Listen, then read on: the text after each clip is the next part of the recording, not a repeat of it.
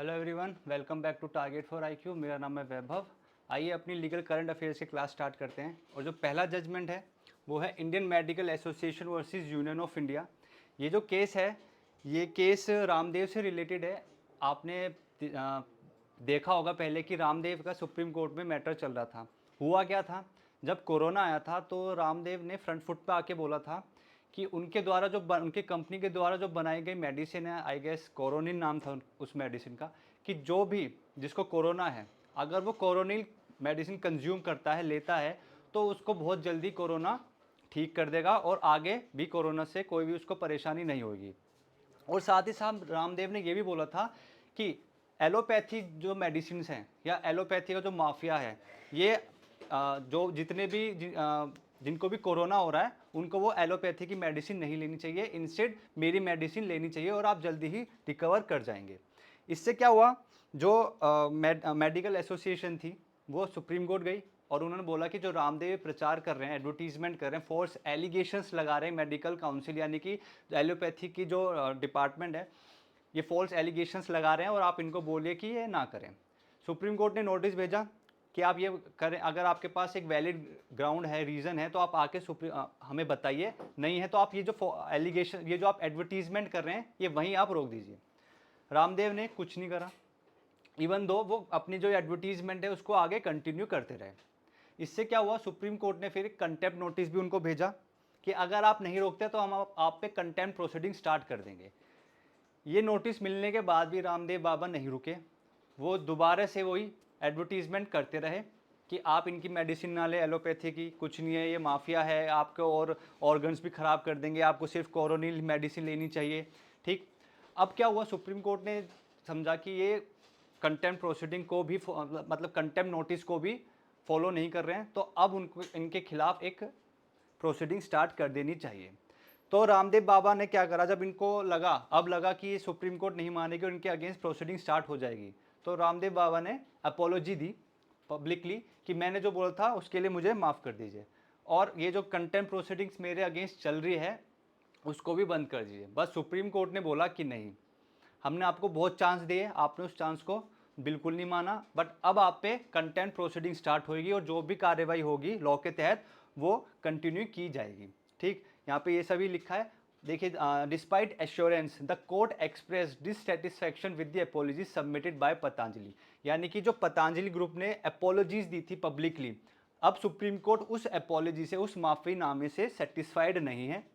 Warning of potential penal action for violation of undertaking, और साथ ही साथ कोर्ट ने बोला था कि आपके अगेंस्ट जितने भी लीगल प्रोसीडिंग्स है वो स्टार्ट कर दी जाएगी। The court also criticise the Uttarakhand government's inaction against Patanjali under relevant laws, और साथ ही साथ कोर्ट ने यह भी बोला था कि उत्तराखंड की जो सरकार है ये पतंजलि ग्रुप के अगेंस्ट एक्शन क्यों नहीं ले रही है।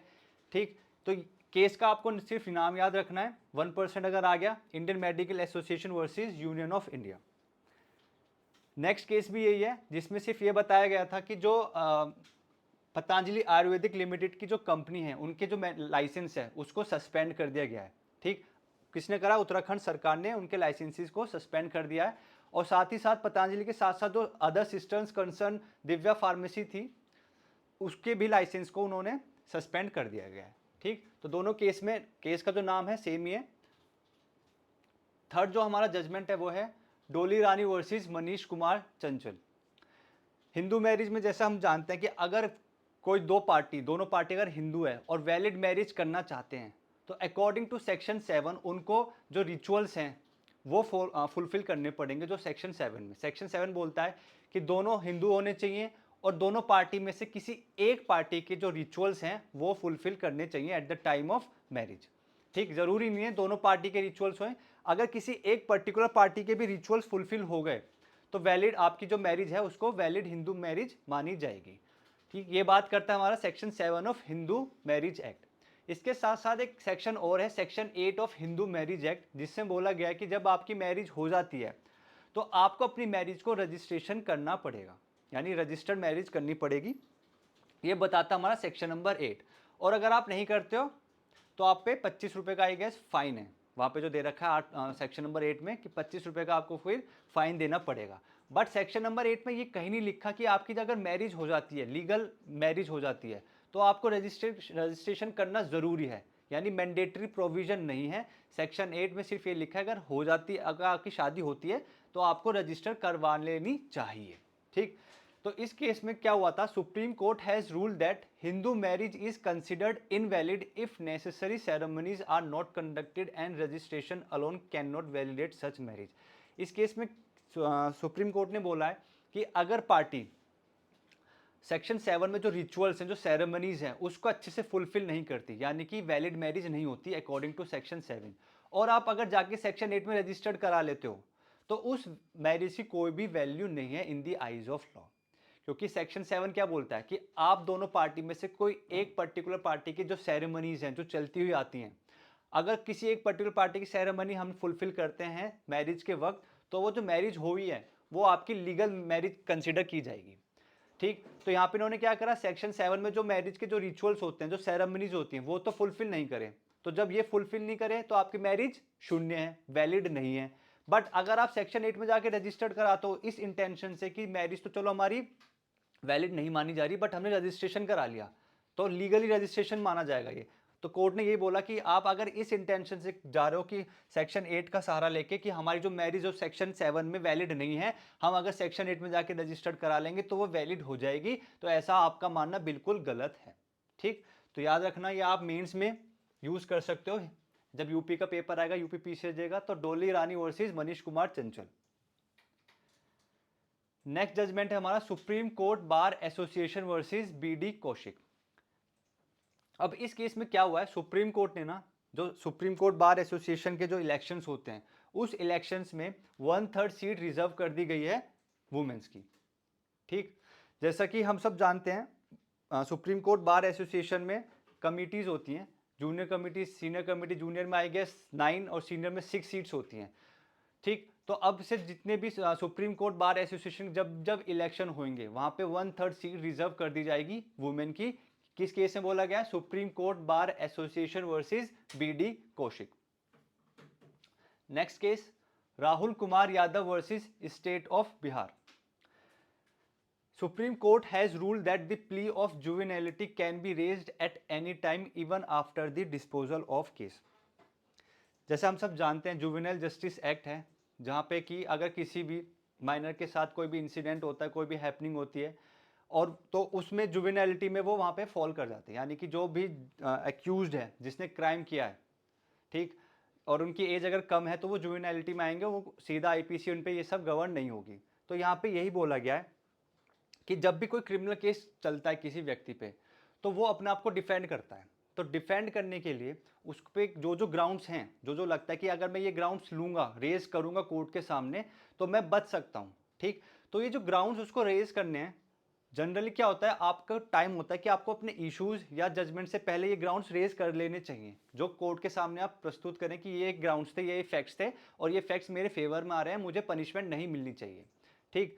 बट हुआ क्या, इस केस में जो एक व्यक्ति ने एक ऑफेंस किया था, जो कि अब जब उसको पकड़ा गया, जब उस पर प्रोसीडिंग स्टार्ट हुई, तो वो 18 साल से ज़्यादा हो चुका था। तो कायदे में देखा था जुवेनाइल वो नहीं रहा, बट जब उसने ऑफेंस किया था, जब वो था जुवेनाइल, तो वो जुवेनाइल जस्टिस एक्ट के अकॉर्डिंग डील करना चाहिए। बट ये वाला जो फैक्ट था ना, जुवेनाइल वाला, ये उसने रेज ही नहीं किया। ड्यूटी किसकी थी, उस व्यक्ति को जिसने ऑफेंस किया या जिसके साथ ऑफेंस हुआ, बट उन्होंने वो रेज बिल्कुल नहीं किया। रेज कब किया, जब कोर्ट ने अपना जजमेंट सुना दिया। तो जब कोर्ट ने अपना जजमेंट सुना दिया, उसके बाद आप कोर्ट के सामने आ रहे हैं और ये ग्राउंड रख रहे हैं कि जब मेरे साथ ऑफेंस हुआ है, जब मैंने ऑफेंस किया, मैं जुवेनाइल था, तो कोर्ट ने हाई कोर्ट ने क्या कहा, हाई कोर्ट ने सीधा बोला कि नहीं, अब इस ग्राउंड को आप रेज नहीं कर सकते after the pronouncement of the judgment. But जब मैटर सुप्रीम कोर्ट पहुंचा, तो सुप्रीम कोर्ट ने क्लियर कट बोला कि ये जो जुवेनाइल जस्टिस एक्ट है ना, इसका एक पर्पस है कि जस्टिस प्रोवाइड करना उन बच्चों को जो 18 साल से कम है। अगर इन केस वो अपना जो फैक्ट है, अपना जो ग्राउंड है जुवेनाइलिटी वाला, वो अगर नहीं टाइम पे अपना कोर्ट के सामने प्रस्तुत करते हैं, तो इसका मतलब यही नहीं है कि अब उनका ये राइट खत्म हो गया। अगर कोर्ट जजमेंट भी सुनाता है, जजमेंट सुनाने के बाद भी अगर वो अपने जुवेनाइलिटी का जो ग्राउंड है वो बाद में रखते हैं कोर्ट के सामने, तो कोर्ट को वो कंसिडर करना चाहिए, ठीक। तो इस केस में ये बात करी गई थी, केस का नाम याद रखिएगा, Rahul Kumar Yadav versus state of Bihar. Next case है KITCO versus welfare association of KITCO employees. The Supreme Court will examine whether a company will be considered a state instrumentality under Article 12 if its shares are held by PSUs. देखिए article 12 में state की परिभाषा दी गई है, ठीक। State को क्या क्या होता है कि स्टेट में आपके पार्लियामेंट भी आएगी, स्टेट लेजिस्लेचर आएगी, government of India, state government आएगी, ठीक। अदर अथॉरिटीज़, लोकल अथॉरिटीज़ भी आएंगी, ये तो क्लियर कर दे रखा है। बट जो टर्म यूज़ करिए ना अदर अथॉरिटीज़, वो काफ़ी कन्फ्यूजिंग है। ये पता ही नहीं चल पाता कि स्टेट की परिभाषा किन अदर अथॉरिटीज़ में फॉल करेगी, यानी हम किस अथॉरिटी को स्टेट मानेंगे, राज्य मानेंगे, ये समझ में ही नहीं आता। तो एक पर्सपेक्टिव ये बना रखा है कि वो अथॉरिटीज़ जिनको या तो गवर्नमेंट सहायता दे या कहीं ना कहीं उनका शेयर गवर्नमेंट के पास है, हम उन अथॉरिटीज़ को स्टेट मानते हैं, ठीक। आमतौर पर हम अदर अथॉरिटीज़ को इस तरीके से टैकल करते हैं। तो अभी क्या हुआ, अब कुछ जैसे सपोज करो कोई अगर ऑर्गेनाइजेशन है, ठीक, या कोई डिपार्टमेंट है, तो उसमें ये इस वाले केस में पूछा गया है कि जो पीसीयूज होते हैं, पीसीयूज क्या होते हैं, आपकी एक पब्लिक सेक्टर होते हैं जो कि आप ये मान सकते हो और गवर्नमेंट कंपनी ही होती है, ठीक। तो अगर आपने अपनी कंपनी लेट सपोज स्टार्ट करी और उसके कुछ शेयर्स आपने अदर गवर्नमेंट कंपनी